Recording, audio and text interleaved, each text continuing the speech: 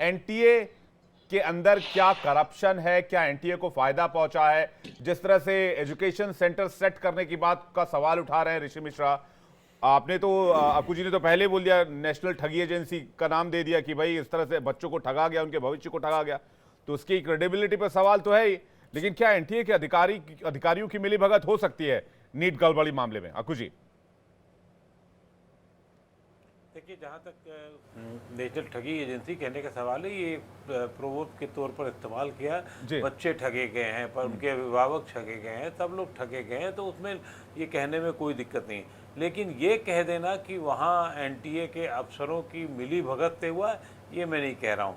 ये कह रहा हूँ कि उनकी लापरवाही से हो रहा है। ये कह रहा हूँ कि वो जो उस सिस्टम से आगे जो क्रम होते हैं उनकी वजह से हुआ है। ये भी कह रहा हूँ कि वो उनके तार जो हैं, वो जो सिस्टम है उसमें कहीं एक लूपहोल्स वो जानते हैं कैसे निकला जाता है। जैसे अभी डार्कनेट एक शब्द इस्तेमाल हुआ, आप लोगों को पता होगा, तो डार्कनेट से ये इस्तेमाल किया गया।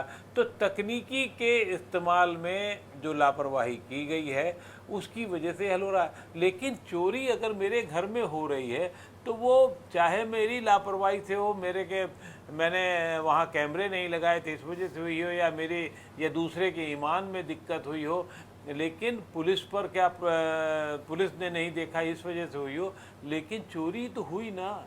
इस चोरी को रोकना सिस्टम का काम है। सिस्टम चाहे वो राज्य सरकार का हो, चाहे वो केंद्र सरकार का हो, उसका काम है।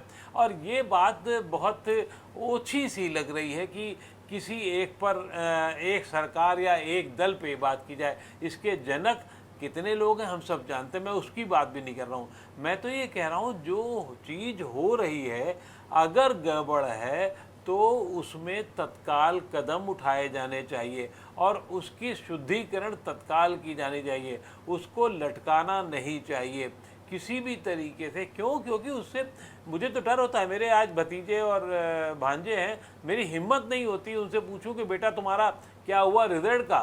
क्योंकि वो बेचारे, उनका नाम नहीं है, तो नाम नहीं तो मैं क्या पूछ लूँ उनसे, बच्चों से। क्योंकि वो जानते हैं कि सिस्टम में इसमें गड़बड़। उनके माता पिता, बाकी और लोग कितने दुखी हैं पूरे उससे।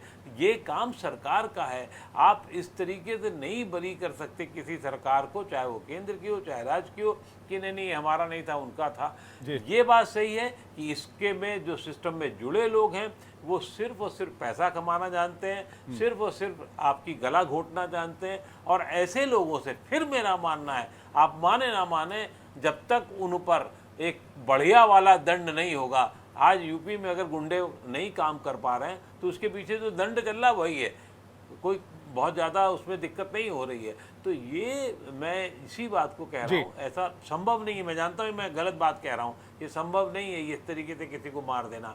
लेकिन उनमें डर इतना होना चाहिए सिस्टम का कि उनकी अगली 7 पुश्तें या उनका पूरा परिवार इस क्रम से बंद हो जाए कि साहब वो कोई अस्पताल नहीं खोल पाएंगे, कोई और फालतू का चोरी चकारी नहीं कर पाएंगे, कोई और इस तरह का काम नहीं कर पाएंगे। उन पर ये बंधन होना चाहिए कि हम अगर गलत करेंगे तो फंसेंगे। कानून का खौफ, कानून का इकबाल उनके ज़हन में होना चाहिए।